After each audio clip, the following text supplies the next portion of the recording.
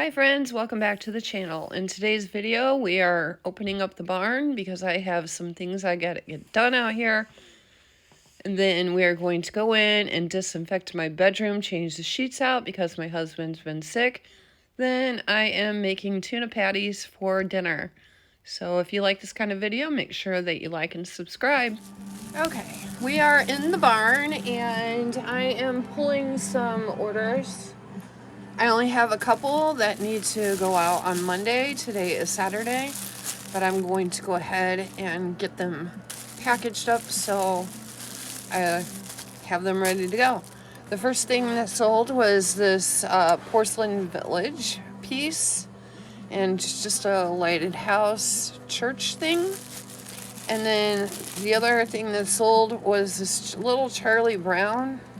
You can see it through the package. He's holding packages and it's just a little tiny ornament.